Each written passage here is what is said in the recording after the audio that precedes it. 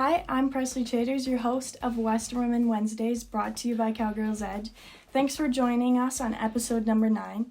Today, I'm thrilled to introduce a remarkable guest who brings a wealth of knowledge, experience, and passion to our show. Barb Longmore is the founder and owner of Win Performance Coaching based out of Ponoka, Alberta. As a rodeo mom and an amateur rodeo competitor herself, Barb understands the mental demands of the competitive arena. Barb's extensive background as a psychiatric nurse with over 25 years of experience in mental health and clinical education has equipped her with a unique perspective on performance coaching. Through her coaching, Barb has developed a strategic game plan that helps athletes and individuals alike perform at their best, both in sports and in life. Today we are going to dive into Barb's journey, explore the techniques she uses to help her clients succeed, and learn more about what drives her passion for coaching. Whether you're an athlete, a performer, or someone looking to enhance your personal development, you're in for a treat. So let's get started and welcome Barb Longmore to the show.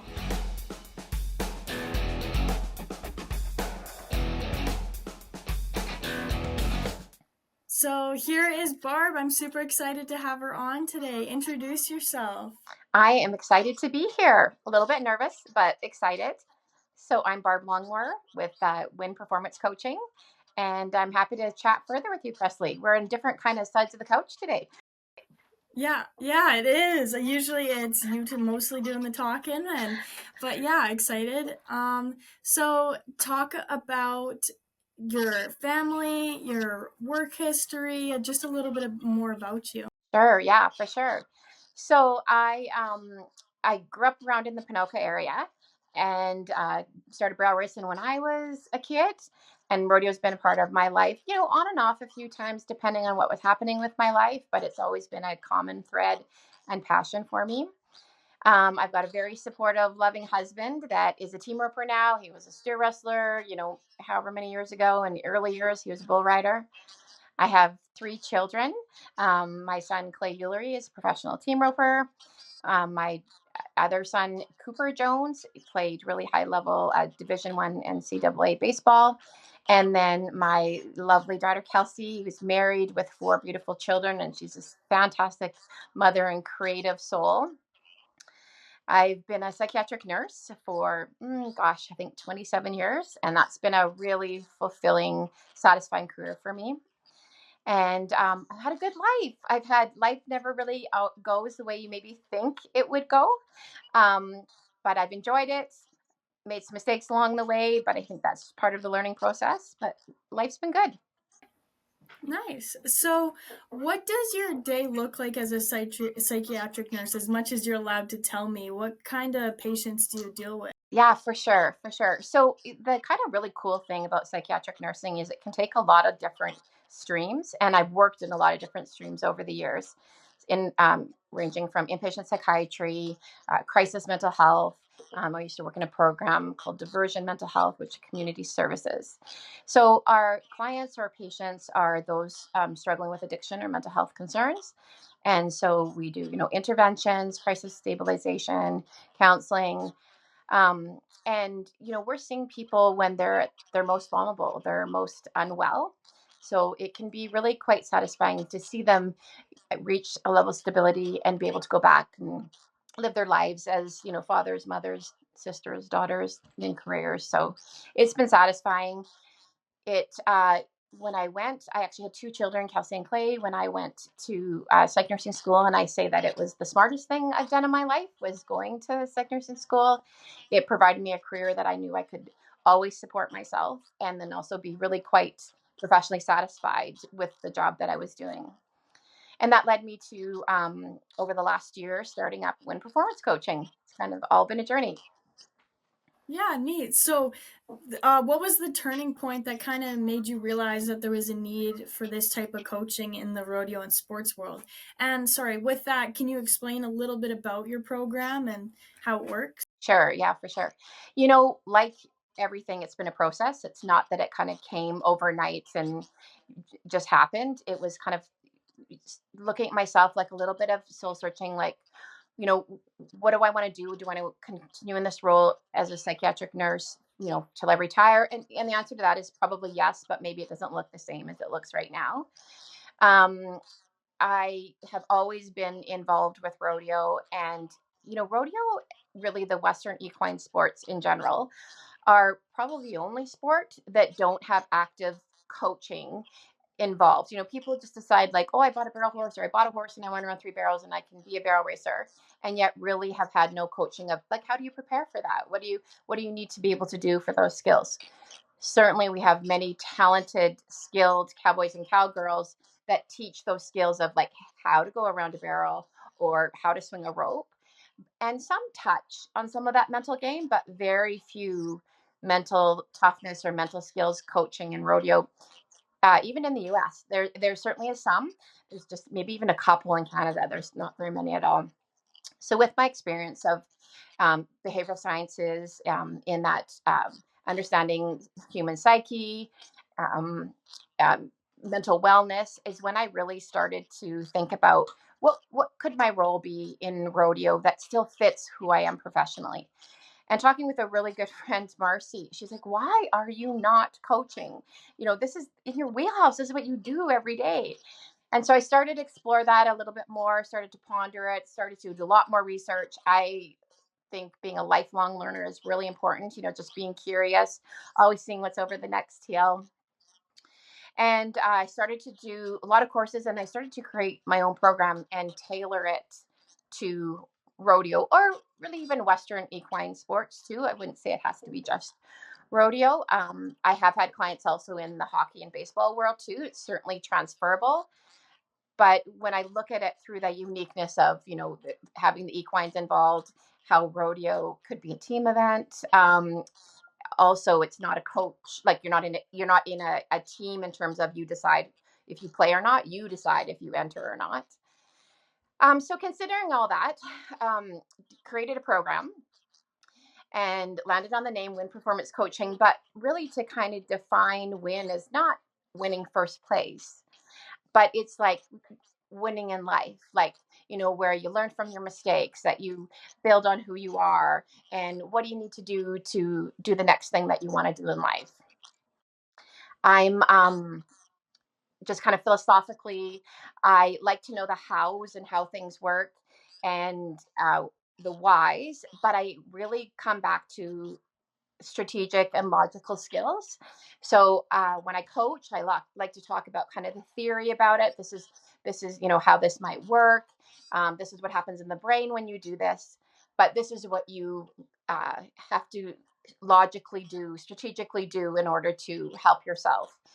Increase your confidence, or increase focus on the skill that you need to do.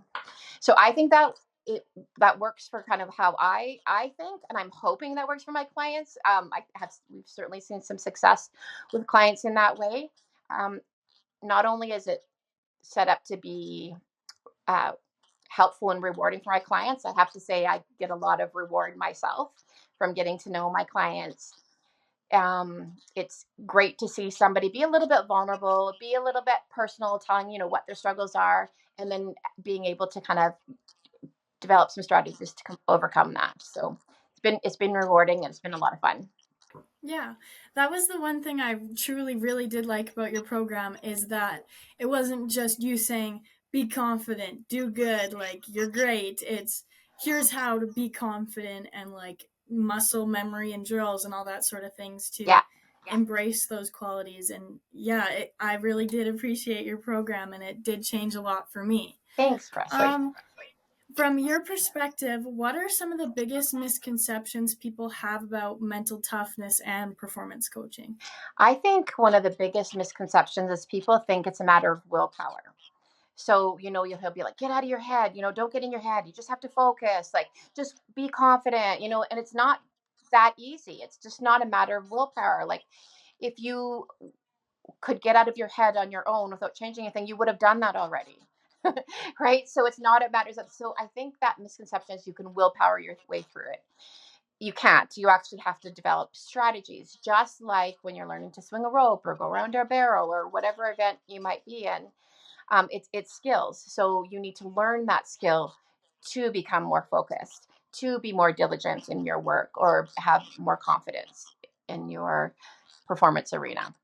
So I think that's one of the biggest misconceptions, is that not really acknowledging that it's skill based. Yeah, absolutely. And it does take time to just put everything into action and make it happen. So, Yeah. what are some of the most common mental challenges your clients face, and like is it confidence you find the most or what?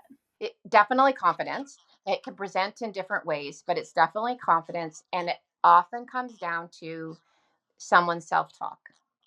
So it's one of the biggest predictors of, kind of your success is what you're saying to yourself. And so when we're harder on ourselves than we are on anybody else. And so what you're saying to yourself is powerful, but you can't just stop the negative thoughts. It's not just that easy to be like, don't think about falling off, don't think about falling off, because then you're going to think about falling off. So it's like, it's replacing those negative thoughts with powerful, positive ones. Yeah. So your program, it has, I think, like 6 or 7 steps, right? Yeah. So, Oh, sorry. sorry, go ahead. Yeah, so I offer a couple different programs. Certainly can do one-to-one, and I've had clients do that. Ideally, I like people to kind of join, and I call it the mental game, and it's a 5 week, although it doesn't necessarily have to be one a week, but it's set up that kind of way, and it is a 5-step program. So week one, we start with goal setting. Goal setting is incredibly predictive of how successful someone will be in their journey. We delve into goal setting much more than someone might think you do. Setting out a goal saying, oh, I want to be at this CFR next year. That's great, but that's not nearly in depth enough. And so we break that down. So if the goal is, CFR 2025, what do you have to do? What stage do you have to be in 6 months out from there? What do you need to do this week in order to achieve the goal that you need, of CFR 2025? What do you need to do today to get to that goal? And break that down. It's a lot of, I consider it tactical, that it's not willy nilly. It's really quite strategic, and everything should be planned in towards your goal setting. Next, we roll into is increasing confidence. And so I have several different strategies that we work on to increase confidence. I like to talk about how science is involved in that. One of the things that often is a little bit surprising is with my clients is when we talk about gratitude. And people will be like, gratitude? What does gratitude have to do with performing well? Well, there's been actually several studies that have shown that when someone is grateful, it activates the hypothalamus, which is part of a region in the brain that produces feel good hormones. It's like our natural antidepressants. When we feel good and we have those hormones producing, we actually become more confident. And so, like, that's just, one of the ways, and so I like to integrate, and you probably remember, being grateful, making that part of your daily routine is expressing that gratefulness. Then the next thing we work on is increasing focus. Have a lot of strategies to do that.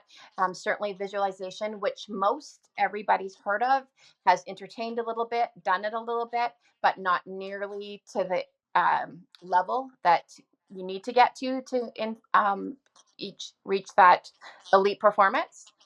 And then we work on to motivation and diligence. Diligence is just hard work. It's showing up when every day when other people aren't showing up every day. Sorry. Um, there's always going to be somebody that has a better horse, can rope better than you, more naturally skilled.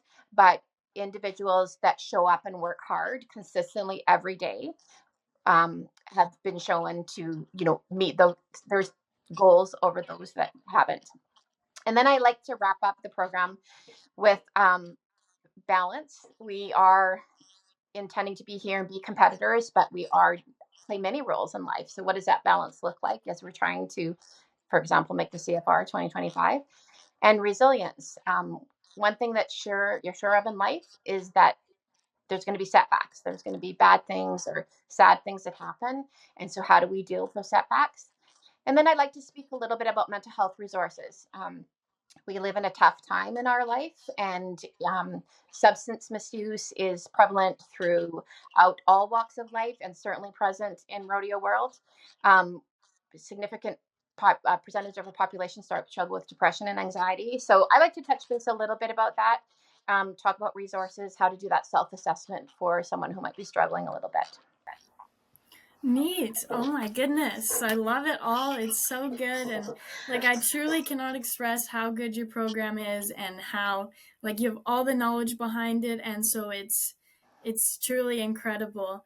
If you were to give someone watching this a little like drill they can take away without doing your whole program, what would you give them? Right. Oh, that's a hard question, Pressy. There's so many things that go through my head, but I actually think I would start with visualization. Start looking up. There's lots of videos on it. You can YouTube it. Get really skilled at visualization, and we're talking to the level of five senses. And so when you're visualizing, you are seeing what you need to see. You're hearing what you would hear if you were roping a calf. You're the smell. Remember, we talked about the smell, how that olfactory sense, what that triggers for you. The Baby sense, powder. the sense of touch, and then also the emotion that goes along with that. So all of those things need to be involved when you are actively visualizing. Yeah, it truly does make a difference because, like, when I was consistently rodeoing, I was using it and I felt that it made a difference. And now that I'm doing other things, working away, I haven't been practicing it, but I've been getting back into it more in the last week. And I like just the difference from roping the dummy, even it does Yeah. makes life a lot easier. Yeah, it's not something like people think. Oh, I can visualize while I'm washing dishes or driving down the road, and maybe down the road or to a certain degree you can't, but not to the degree that you need to.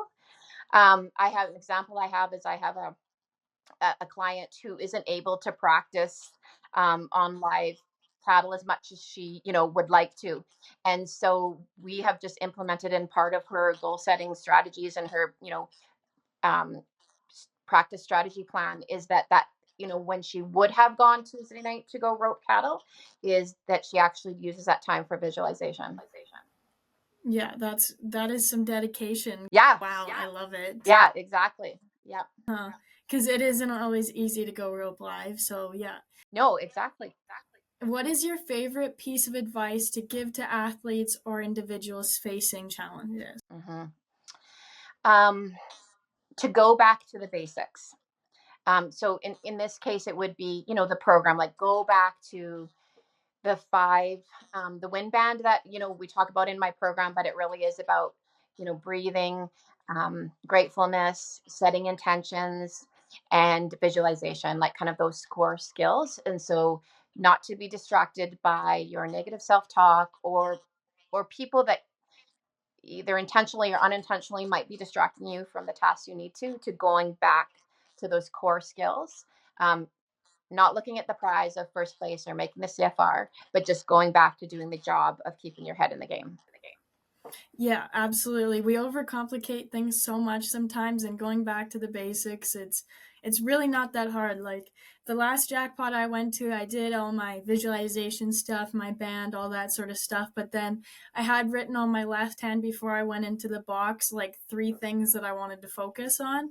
Like it was like look through my loop and stay to the front of my saddle or Yeah, so as I'm walking and I was looking and reading those things, and yeah, that made a world of difference too. that's cool. That is really cool. And so when someone is struggling, or it's those losing streaks can be tough. And the fact is statistically, every competitor is going to lose more than they're going to win. Where you see people succeeding is they come out of the losing streak, like they come out of it without um, bearing the damage of it. Do you know what I mean? Like where they're able to stop kind of the trend and keep their head in the game or focused on the goal and not spiraling down, Absolutely. which is Yeah, like you harder look to at some of the sorry. no. I was just gonna say it's easy to spiral down, kind of in that kind of losing streak. It feels much better when you're on the winning one. Yeah. But even if you look at like all the ropers going into CFR this year, it is all like the quote unquote unheard of. Like it is not your usuals. Like it is the people who have been on the losing streak or have been up Yes. there. So that just goes to show that it really can anybody can win. Yes, yeah, exactly. And it's all really close money wise too, right? Like Mm-hmm. It's it's insane. yeah, exactly. And so that gives like hope for everyone who's trying. And then also it just makes others that didn't make it a defining moment is does that make you want more, or does it make you say, I want to give up? Yeah. Yeah, absolutely. What other things is there anything you want to talk about that you have? But I think maybe I'll just speak a little bit, and then you can interrupt me or take me back if I start going down a rabbit trail or whatever. Okay. But the fact is we have a lot of people that help, like a lot of people in our Western equine events in Canada that really help with skill based. Like we have some talented horsemen, cowboys, cowgirls here. But it would really be nice to see some of that mental strategy, mental skills, mental toughness be given some priorities, and some things like some of the high school rodeo associations or some of the junior rodeo associations, like to normalize it a bit and saying like, oh, this is part of the learning curve, is having some of these skills.